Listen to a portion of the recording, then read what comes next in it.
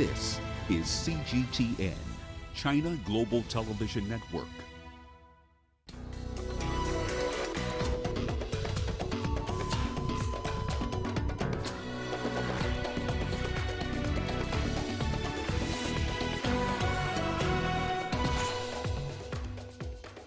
Fresh round of rocket attacks hits Kabul International Airport amid the last withdrawals of the American military from Afghanistan.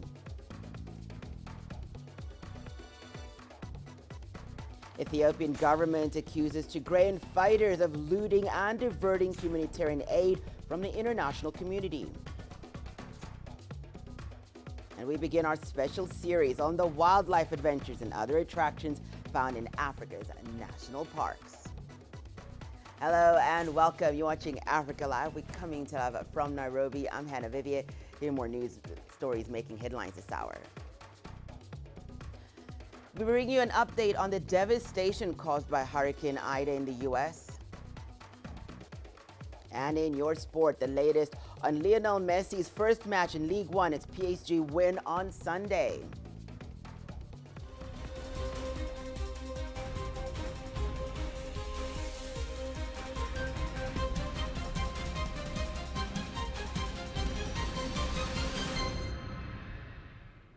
We begin this news hour with developments in Afghanistan. The White House has just confirmed an attack on Kabul's airport. Earlier today, at least 5 rockets were fired at the Hamid Karzai International Airport as the American military withdrawal continues. The White House says operations at the airport were not interrupted.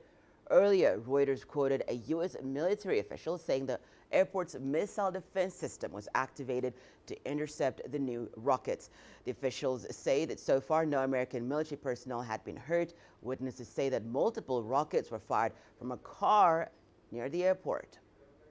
Reports say that there are 2 killed because of that rockets, and including 1 child in some residential areas, and it was the target was airport, Kabul airport, but it landed in some residential areas in separate parts of Kabul city. It was not clear that who is responsible for that, but no group claimed that they are firing rockets. It was a Corolla vehicle from which the rockets were fired. We will see who will claim the responsibility, but as we see since few days, the rocket and the blasts are the ISIS claim the responsibility of recent attacks and recent blasts. So we mostly think that the responsibility, the claim will go to ISIS, which is actively working and attacking since few days. Zmarilai Abbasin is following the development from Kabul, and he joins us now. Zmarilai, thank you so much for being on the program with us. There have been reports of yet another attack at the Kabul airport this Monday. What's the latest on this? Hello, Anna. The attacks, which were all of them were missile and mortar attacks, landed in several areas of Kabul. Particularly, target was Kabul airport, where the evacuation process is in its final stage. According to the sources, the 5 of the mortar or rockets have been defended by the recently installed defense system in Kabul airport, and it can cover 9-kilometer area. But some other landed in other areas. We got no casualty report at this moment, and no one has claimed the responsibility for all these shellings. While it was a continuous effort since last 1 year, they used cars, different areas, particularly in northern part of Kabul, and they launched the mortar and rockets from there behind of some cars, and this is a tactic which no one has claimed responsibility so far. So this is a question now. If no ISK is not taking responsibility, and also it's now a different stage, no Ghani government anymore, then who is doing these mortar shelling attacks on different areas, which is now 1 year these all things are going on. The rest about all these incidents, it's an alarming situation, and many believe it will continue.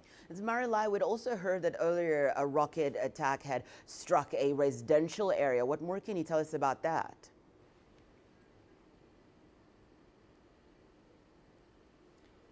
Whether the U.S. claimed that they have targeted an ISKP member close to Kabul airport, but as I arrived there and I saw the scenes here, also talked with different sources, the neighbors and journalists who were following all these issues since last evening.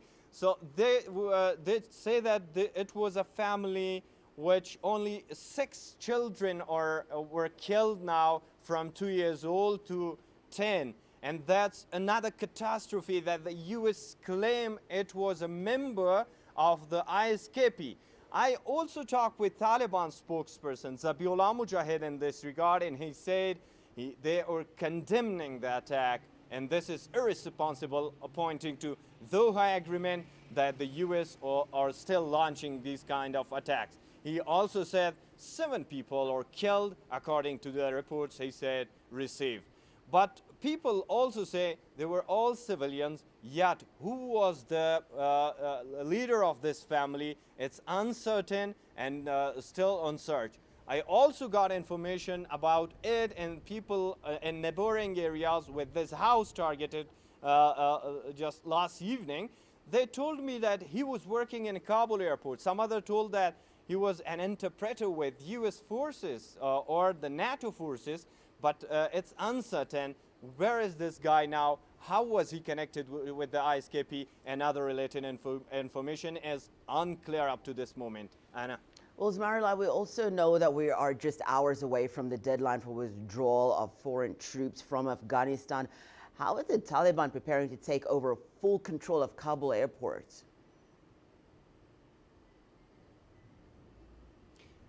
Different sources of the Taliban have claimed that they have full preparation to take responsibility of Hamid Karzai International Airport or Kabul Airport, and they have been there in 3 different military areas now, controlling the military and security efforts and measurements inside Kabul Airport.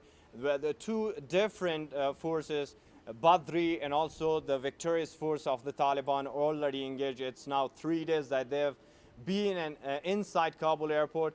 And the Taliban sources also told that they are working together with other foreign outlets that they can engage in technical affairs. We condemn Turkey in this regard, and we've been hearing about this. The Turkey was involved in security measurements and responsibility, and U.S. was engaged in this regard. Taliban were opposing. Now it's a technical effort. While we see that Turkey ambassador is back to his office and Turkish embassy is open, there are much more to be aware of that. Kabul International Airport responsibility and technical area will be related to the Turkish, but it's not yet clear. And many question the same thing, that how would Taliban be able to take control technically and also maintenance and flights and everything related to an international airport, and what about the international recognition? So these all issues are related to the inclusive government that the Taliban have been working on. And I would also like to say that the Taliban senior member Khalilullah Haqqani is currently in discussion with different elite academic persons and political parties leaders right now at Kabul, and they have been talking about the upcoming government and its structure. Anna. Well, Zmarilai, we're going to be waiting to hear from you on that update. Thank you so much for that comprehensive reporting. Zmarilai Abbasin speaking to us from Afghanistan. Well, meanwhile, the Taliban has condemned a Sunday drone strike by the U.S. that targeted a suspected suicide bomber in Kabul. A spokesperson for the group wrote to CMG that the incident resulted in 7 deaths, including civilian casualties.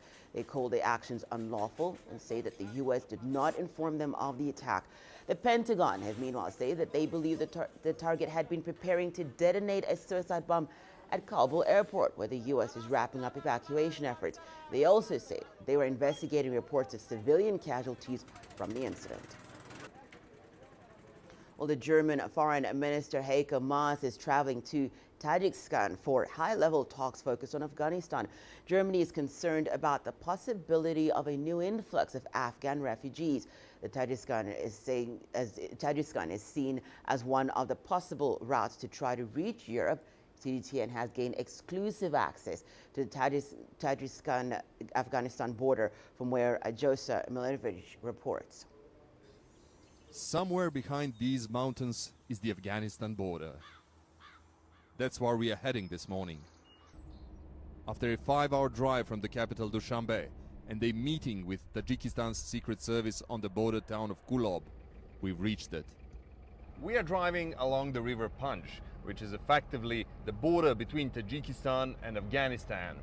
The Tajik border guards asked us not to stop along this way, along this route, because from time to time the Taliban are shooting at the people and vehicles from this side of the road. According to them, nobody can guarantee our safety here. As we drove, we didn't see too much activity in the villages and roads on the other side of the river. This is the bridge that used to transport goods between the two countries. Now it is closed. Despite being told by Tajikistan security not to stop on the border, we stopped anyway to film the Afghanistan military border post next to the bridge. It seemed deserted entirely, with no one inside. Further down the road, we heard several bursts of gunfire far away on the Afghanistan side. At a nearby village, we spoke with its head, who tried to convince us that all is good in that area. A very different story from what the Tajikistan officials told us. We have heard that the Taliban grabbed the power there, but here everything is calm. We live as before. We know that we are not in danger yet, but we don't know what would happen in the future. Driving back through this breathtaking scenery, we again stopped in the town of Kulob, where the locals shared with us their concerns and thoughts. What's happening now in Afghanistan makes us in Tajikistan very concerned. We are now afraid of the war in Tajikistan because of that. We want freedom, calm and peace, and we pray for the same to our neighbors. We are simple people and we want just that. I'm confident the Taliban won't attack us. They have no motives to do that. I'm not afraid. I worked in Afghanistan for 3 years. The Taliban don't want war, they want peace. The Tajikistan government doesn't share that opinion, as it's recently started joint military drills with the Russian forces along the border with Afghanistan. Aljosha Milenkovic, CGTN, at the Tajikistan-Afghanistan border. We'll continue to bring you developments happening in Afghanistan as they come in. Well, in other news, we're following here for you, health officials in Zambia now urging the international community to stop trying to link China with the issue of the so-called origin of the coronavirus. Zambia says the world must stand together to fight against COVID-19 instead of trying to apportion blame for the pandemic. We live in one world, we live in one globe, and that's why we need to take care of each other. Because what happens in one country would also affect the other country. And it's not because this virus was first isolated in China and we need to stigmatize against our Chinese colleagues. No, that's not part of humanity. What we need is to work on how do we prevent any further transmission and how do we make sure that we prevent any further new infections which may coming in. I think that it is not right for us to politicize a disease of this nature, especially that it has affected the whole world. Every population on the face of the earth has been affected by the COVID-19, and the best thing that we can do is to put our heads together in solidarity and with concerted efforts, figure out what happened, where is this coming from, put our minds together, let's find a solution, and we move on. To finger point is not going to give us any solutions. It's not going to provide any information that will help us find the way forward. Well, over in North Africa, Tunisia has organized its third intensive vaccination drive for young people aged between 15 and 17 years old. The teenagers will, however, need to get parental consent before being inoculated. This large-scale exercise is taking place 2 weeks before the beginning of the new school year in Tunisia, and Inshuashi has more details. Due to some technical problems on the online vaccinations platform, only 80,000 boys and girls in the 15-17 age group had registered on evax.in until August 28th. The Health Ministry has invited the remaining 400,000 high school pupils to be vaccinated on Sunday. I'm in the first grade. I'm 15. I got vaccinated today to protect myself because the virus has spread and many people do not respect the preventive and social distancing measures. Many people do not use the face mask in class. I cannot know if my classmate is infected or negative. The vaccine is the solution to resume a normal education at high school. I'm very happy because I was afraid that my daughter would go to school without getting her jab first. Now she's safe and I don't have to worry. The operation is very well organized. The medical staff have urged all Tunisian youths to get vaccinated before the start of the 2021-2022 school year. The turnout is high. It shows that young people are responsible. The objective is to vaccinate 50% of the population before the end of September. The governor of Tunis has visited several vaccination centers. Shedli Boualleg noted that the health department, as well as the interior and defense ministries, have worked together to ensure this walk-in vaccination day is a success. On the logistical level, there are 30 vaccination centers in the Grand Tunis district. We have provided all the necessary equipment as well as the personnel to make the vaccination drive as smooth as possible. I thank all those who have contributed to the success of this operation. About 400 vaccination centers have been mobilized throughout the country from 7 a.m. to 7 p.m. to step up the third walk-in vaccination day. More than 1 million vaccines were administered during the 2 intensive vaccination days held on August 8th and 15th. More than 8,000 medics and paramedics, as well as 7,000 volunteers, were mobilized to guarantee the success of the vaccination drive. In addition to 480,000 young people, 820,000 citizens aged 40 and over were also invited to get the COVID-19 vaccine on Sunday. Adnan Shawishi, CGTN, Tunis. Over in Algeria, the World Health Organization's COVAX facility has donated 1.5 million doses of the COVID-19 vaccine. Here's CGTN's Wanja Mungai with the details. The latest batch of vaccines is a boost to Algeria's mission to vaccinate its population of about 44 million people. Many in the country are impressed by the efforts put in place to get Algerians inoculated. The vaccination campaign in Algeria, I think, is going very well, even though the virus still causes daily casualties. But we will reach the set goals soon. According to the World Health Organization, the North African country has so far vaccinated more than 4 million people. That is about a tenth of its entire population. The recent momentum in vaccine uptake could explain the drop in infections to 52% over the last 3 weeks. However, some citizens are still not convinced to get a jab yet. Yes, I noticed that the authorities are doing well, and the quantities of vaccine received by the state are important. But personally, I will not be getting the vaccine yet. This is my personal preference, so I will just be observing as I await a little. Algeria currently ranks among the top 10 most infected countries on the continent. It comes at number 8 after South Africa, Morocco, Tunisia, Ethiopia, Egypt, Kenya and Zambia. In North Africa, it is the 4th most affected, with Morocco recording the most infections, followed by Tunisia and Egypt. Some Algerians are urging medics and pharmacists to help with the vaccination campaign. Mahmoud Sarawi owns a pharmacy shop in the capital, Algiers. He feels that doctors and pharmacists' involvement would go a long way to get the population protected against the deadly virus. I think it has become imperative that we, as pharmacists and clinics, participate in the national vaccination campaign.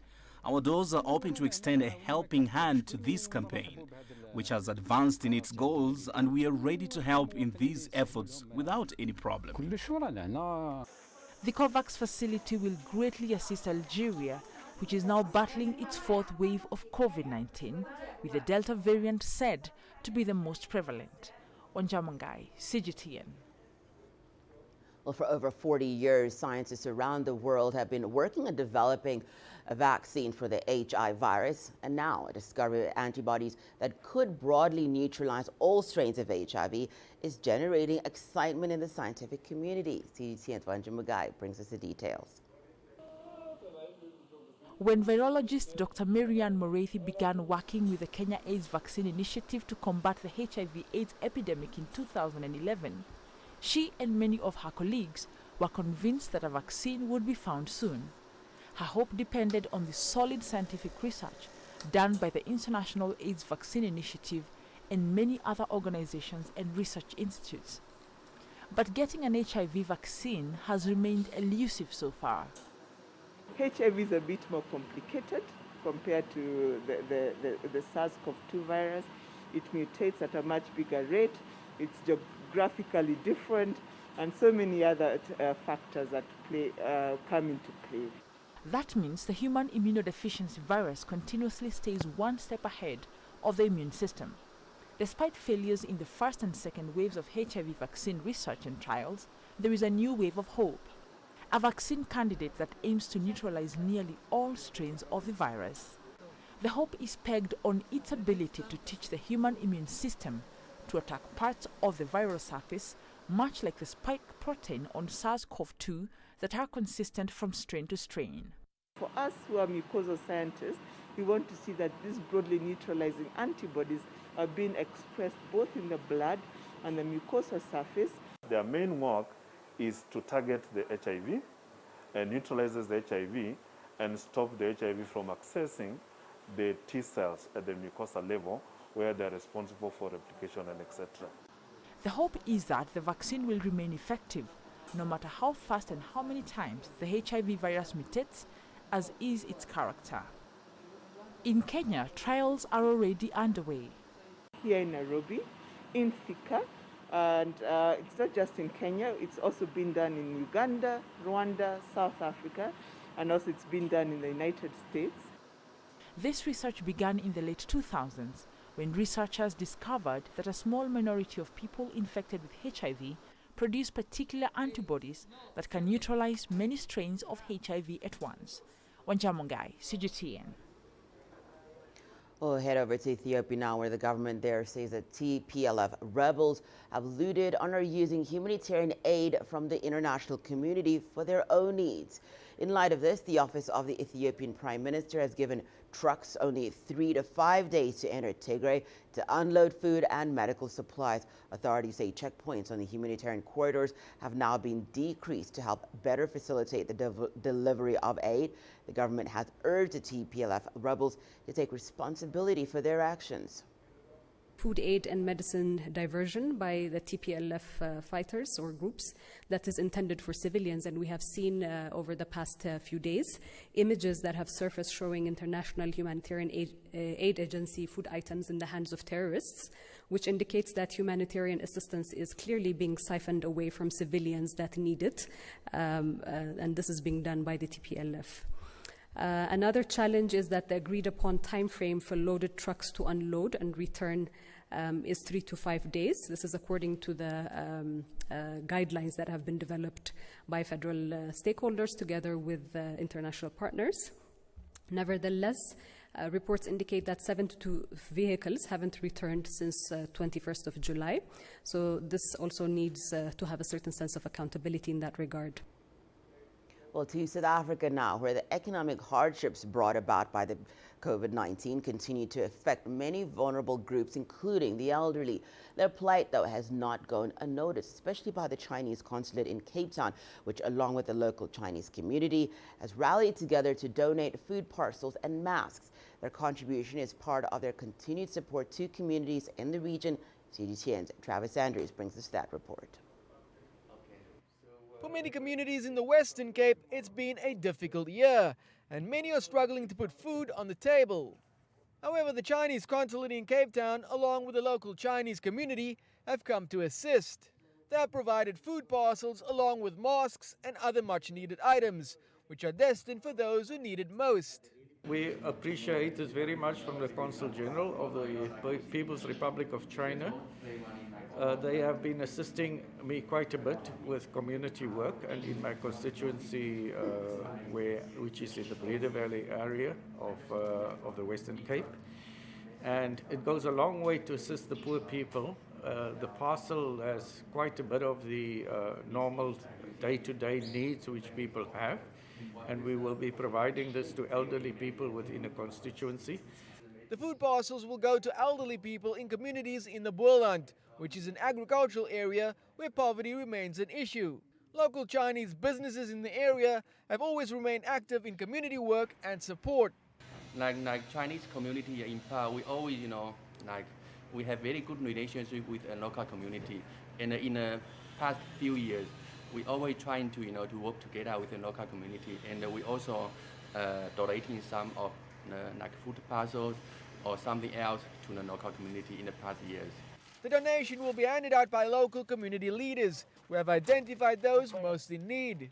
Now, since the onset of the pandemic, poverty, inequality and unemployment has accelerated, especially in the Boerland area. But this is where the donations will come in handy. In these days that we are living at, where a lot of people has lost work, so a lot of families have to live surviving with their grandmothers and grandfathers, it will help a lot. So it's going to go exactly where it's needed, where it's going to make a great change, because people are struggling. Some are sleeping without food. For now, though, the van is packed and the donations are on their way. But this certainly won't be the last form of support that local communities can expect during their time of need. Travis Andrews, CGTN, Cape Town.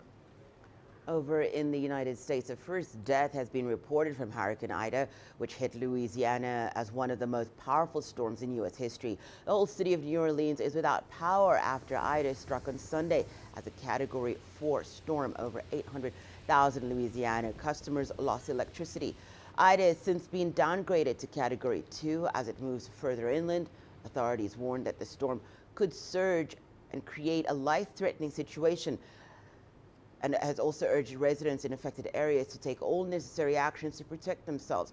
Ida hit on the same date Hurricane Katrina ravaged Louisiana and Mississippi over 16 years ago, flooding 80% of New Orleans, leaving 1,800 people dead and causing billions of dollars in damage. Well, over in South Africa, rare snowfalls are being reported in some parts of the country. On Thursday, the South African Weather Service had warned of extreme weather conditions. Heavy downpour, winds and snowfalls were some of the projections on the weather body's alert. The organization says that strong winds are expected to spread further afield. Rainfall accumulation is predicted to be at 20 to 30 millimeters in Western Cape. Heavier falls in Southern Cape are expected to reach between 40 and 50 milliliters. Well, in Syria, the United Nations is warning of a humanitarian disaster caused by changing weather patterns there. The country is currently facing a major drought characterized by the drying of the Euphrates River. Here's CGTN's Wanda Mugai with more. 50-year-old Khalid Al-Hamis is a worried man. He's calculating how much he lost this drought season. As a farmer, the Euphrates River has been a lifeline for him and his family of 14. Our trees are dried up. Our gardens are dried up. There is nothing left. We are 14 people, and throughout the war, we did not suffer this much. But now we are thinking of leaving. We want to leave. The recession and low levels at the Euphrates has forced many to have to transport their cherished livestock for a drink. We are completely deprived of drinking water. The women have to walk 7 kilometers just to get a bucket of water for their children to drink. Hamoud Al-Hadin works at the Tishrin Dam located at the Tigris-Euphrates Basin. The dam is a major resource for Syrians, supplying water and energy across the country. The water levels have not been this low in the dam's history, so low that operations have been stopped. Currently at the Tishrin Dam, work has stopped for 16 hours straight, during which there is a total halt of water pumps and water generation. All pumping stations are no longer operational, except for 1 or 2 minor ones. The United Nations is also warning that the famine threatens barley production. The crop is a staple food for livestock, and its depletion could be disastrous for the animals. The global body has also declared a humanitarian disaster here due to food insecurity. Syria is experiencing severe effects of a civil war that began in March of 2011.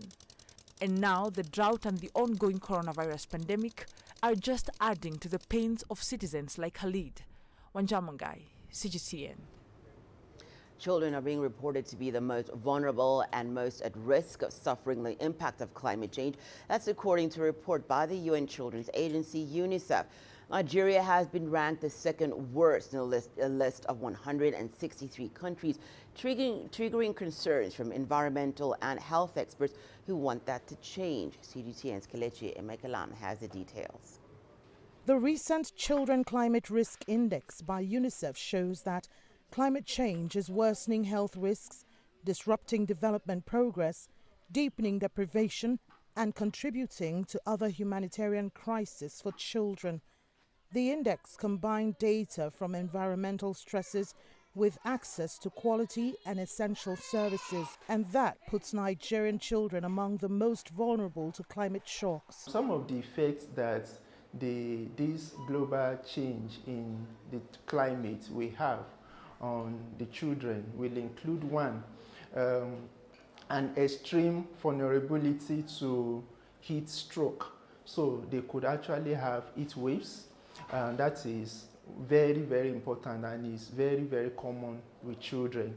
The other effect that it could have is that you have poor air quality, and this predisposes them to having conditions like asthma and allergies. You could see that millions and millions of Nigerian children are impacted as a result of the climate-related crisis going on in several parts of Nigeria.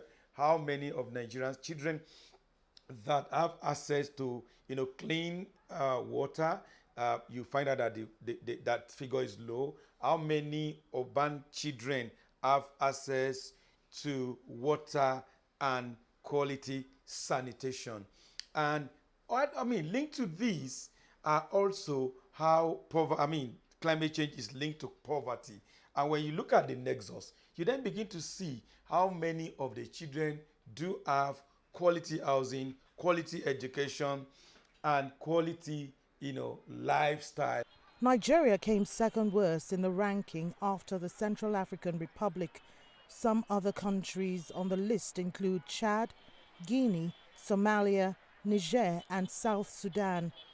Although these countries are least responsible for creating climate problems in the world, they're the worst hit. It is logical that nations in the world that either currently or historically has created the problem that is called climate change today should be made to bear the most brunt of it.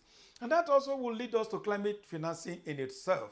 The West that created all this problem, the West that, continue to, emit into the atmosphere, that had made promises about just transition to climate resilient economy, to be able to go ahead with adaptation processes, to be able to build the capacity of developing countries to respond, needs to make the necessary funds, available, through the UN processes. Climate change has been a recurring conversation in Nigeria.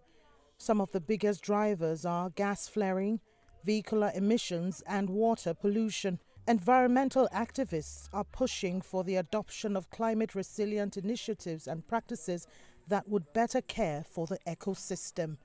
Kelechi Emekalam, CGTN Abuja, Nigeria.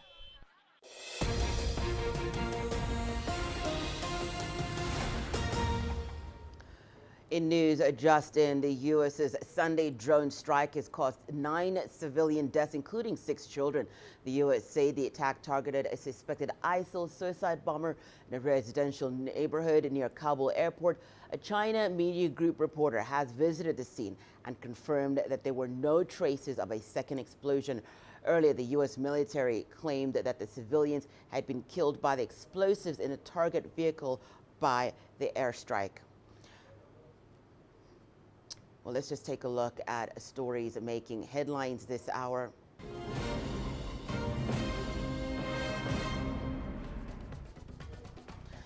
Well, a quick reminder of our top stories. The White House has just confirmed an attack on Kabul's airport. Earlier today, at least 5 rockets were fired at the Hamid Karzai International Airport as the American military withdrawal continues.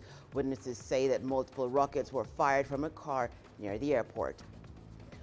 A discovery of antibodies that could broadly neutralize all strains of the HIV virus is generating excitement in the scientific community. For 4 decades, scientists across the world have researched and hoped for the discovery of a vaccine for HIV, which causes AIDS. And the Ethiopian government says the TPLF rebels have looted and are using humanitarian aid for the international community for their own needs. In light of this, the office of the Ethiopian Prime Minister has given trucks only 3 to 5 days to enter Tigray to unload food and medical supplies. Authorities say checkpoints on humanitarian corridors have now been decreased to help better facilitate the delivery of aid. Let's now take a short break and return. More news, including we begin our special series on the wildlife adventures and other attractions found in Africa's national parks. The best of Mother Nature, near the heart of Mother Africa. The scenery and allures of Victoria Falls, where the sun rays kiss the sprinkles of magnificent waters cascading upon the rocks. The wonders of Kenya's Masai Mara, where the world comes to feast upon the beauty of the beasts. The Lake Nakuru in Kenya, where flamingos come in the millions to rest their wings. Catch it here on our special series on Africa's famous national parks. Look, it's a small herd of elephants.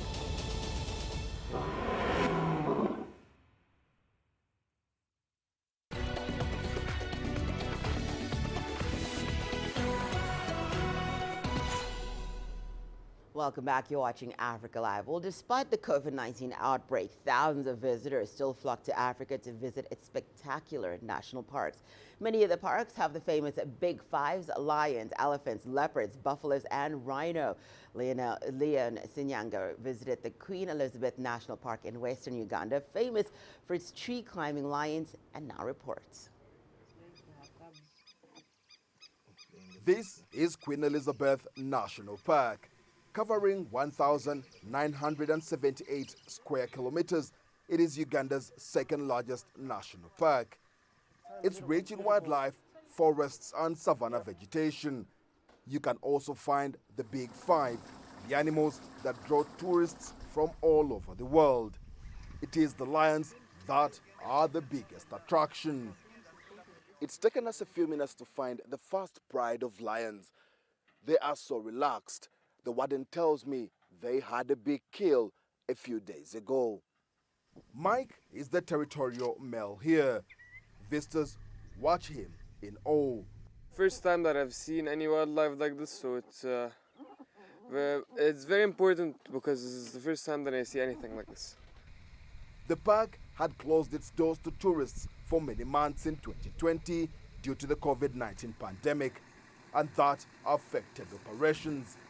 But the easing of travel restrictions now has seen the number of visitors gradually improve. The tree-climbing lions are the ultimate thrill for the visitors.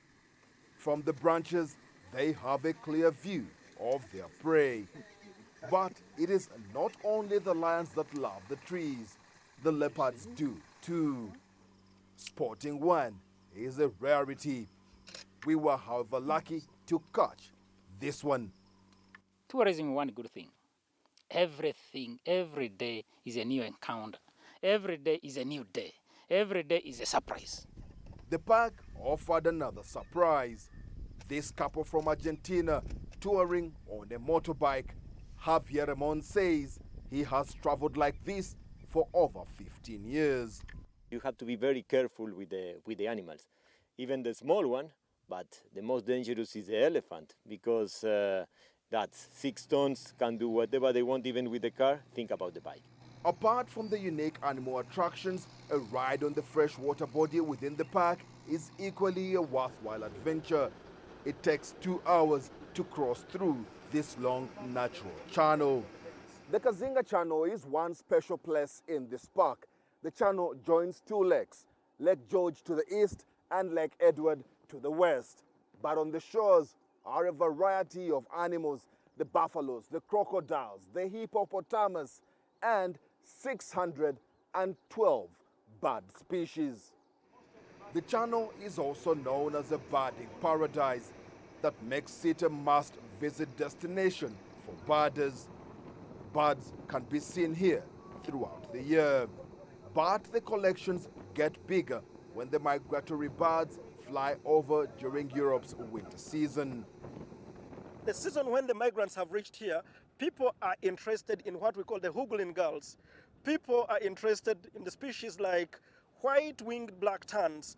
People are interested in the species like the crested cranes, which are the national birds. At the same time, people are interested in species like the saddle-billed stork. And interestingly enough, on some rare days, because we have got big swamps left and right of the channel, we, by luck, sight at shorebells.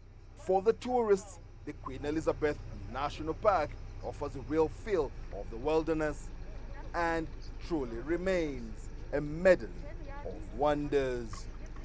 Leon Sanyange, CGTN, Kasese, Western Uganda. Well, to discuss this further, we have Amos Wekesa. Amos is the CEO and founder of Great Lakes Safaris and Uganda Lodges Limited. He is joining us now from Kampala. Thank you so much for joining us, Amos.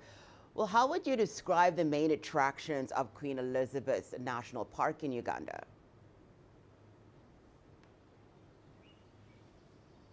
Well, Queen Elizabeth National Park is a very unique feature in this country because it is in the valley, the Western Rift Valley. On the western part of Queen Elizabeth National Park, you have the Rwenzoris, probably the most beautiful mountains that you'll ever find in the world. It's about 5,109 meters high with snow on the equator. That's a very special feature on the western part of the Queen Elizabeth National Park. Then we've got the southern part of Queen Elizabeth National Park with the tree climbing lions. And we all know that there are only 2 places in Africa where you can see the tree climbing lions. That is the Queen Elizabeth, that is Shasha part of Queen Elizabeth National Park and Lake Manyara in Tanzania.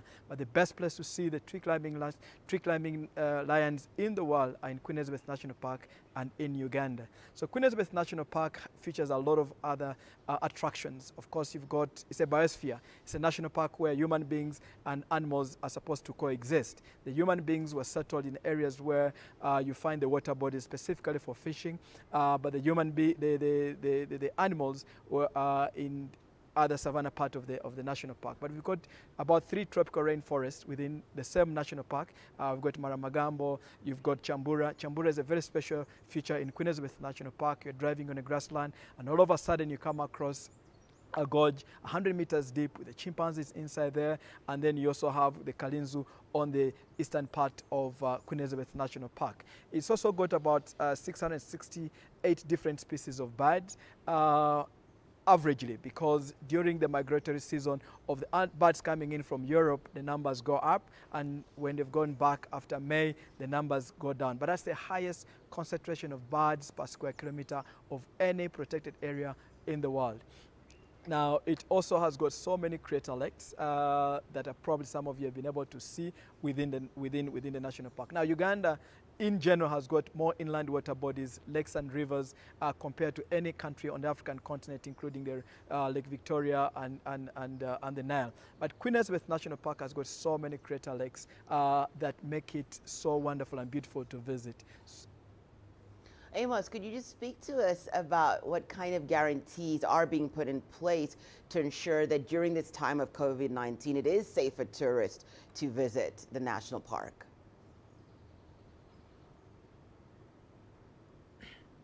Well, one thing that we must appreciate is that Uganda has had less than 3,000 deaths so far in as far as COVID is concerned. If you compare this with other countries in the region or in the world, you'll find that the Ministry of Health has done a fantastic job in the controlling. A lot of awareness has been made.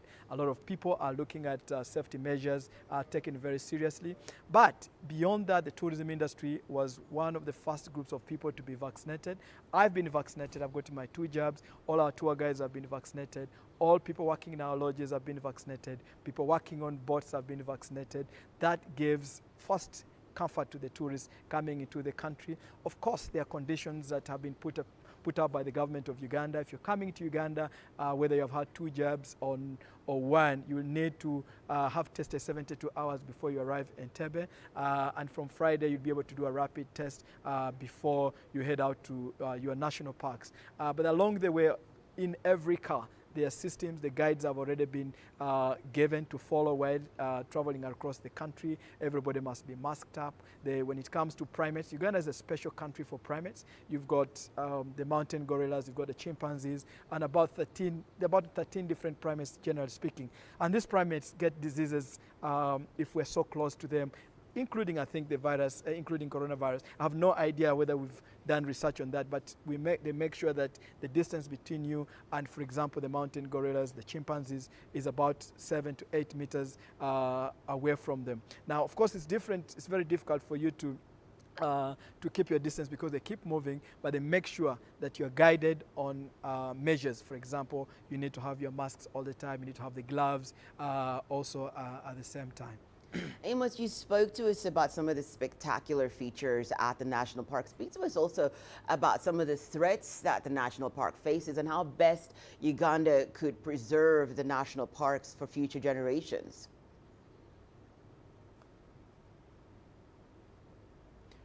Well, the thing is that everywhere in the world there's population growth, and we have wild animals conflicting with human beings. As the population grows, and we also should not forget that some of these protected areas are in areas of fertile land, they're in areas of minerals, they're in areas of timber, and the communities around these national parks are growing, and also that poses as a very big threat to the conservation of national parks, the conservation of forests, which act as attractions for the tourists that come to a country like Uganda. Now, this problem is not endemic to Uganda. It's a problem that is being faced across the world, and we're facing challenges of poaching sometimes. We're facing challenges of lumbering. But what is happening is that for Uganda, we had a cake regulations, we had a cake laws. You could, for example, go and kill a hippo, which is about $2,000 on the market, and you are fined about $20 in courts. But the government of Uganda in the last few years has put together a legislation that makes someone pay. Someone that is found killing a hippo will be able to go to prison for very many years, and that is helping in deterring the challenges that are existing. The other thing that is happening is that the communities are working with private business owners like ourselves. We're making sure that we work with them in terms of jobs, creating jobs, purchasing items from them for the lodges. We are making sure that the crafts that are made by women are sold in our lodges, and that gives them an opportunity to see that the value of the national park close to them brings to them. So young people are getting chances to be guided in as far as tourism is concerned in the country now. The biggest custodians communities around any protected area. Now, Uganda Wildlife Authority has also a method where every Every end of year, the communities are given 20% of the amount of money collected from the national parks across the country. And now we are seeing some communities that have elected the right leaders are able to do projects like putting up hospitals, of course smaller clinics as well. Others are putting up schools. Others are making sure that the community or the brilliant kids around the community go back to school. And that's a very nice, fantastic opportunity for the communities that surround the national parks. Amos, thank you so much for sharing all that with us. Amos Wekesa is the CEO and founder of the Great Lakes Safaris and Uganda Lodges. We'll head over to South Africa now, where scientists there have gained insights into the origins of the African jackal, thanks to a new study that led to the discovery of an ancient species. That's after several fossils were discovered at a site outside Cape Town. They include well-preserved parts of the skull, teeth, several jaws, and legs. Scientists believe this new species is the earliest ancestor of the modern-day African jackal. CGTN's Travis Andrews tells us more. It's called Usain koi koi, and it's a new species that has been discovered that point to the earliest origins of the African jackal. The fossils were discovered in Langebaanweg and represent the largest sample of canids in Africa, which are part of the current family of foxes, wolves, and jackals. Dating back over 5 million years, the fossils provide vital information about the origin of the species on the continent.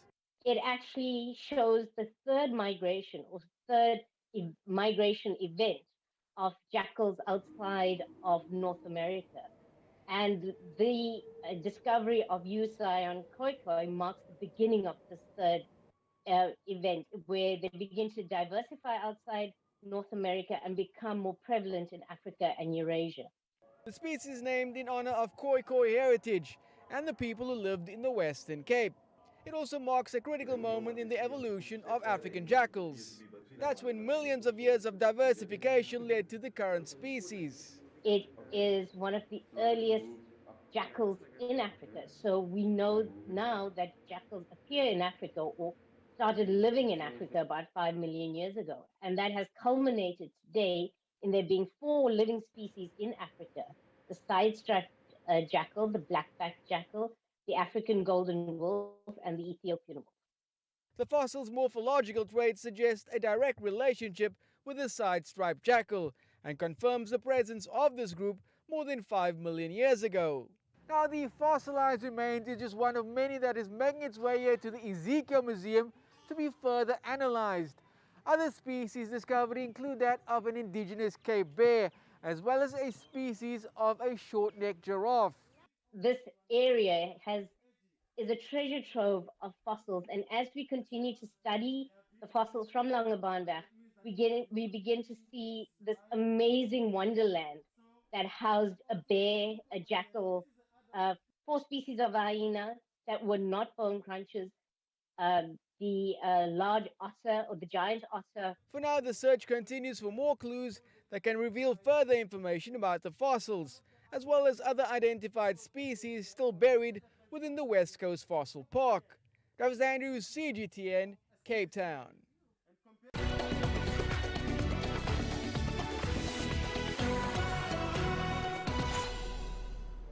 Time now for the sport news. In the Premier League, Manchester United came away with a 1-0 win away to Wolves to break the record for most consecutive away wins in English football. It was also Ole Gunnar Solskjaer's 100th match in charge, and his team had their backs against the wall early on as Trincao had an effort blocked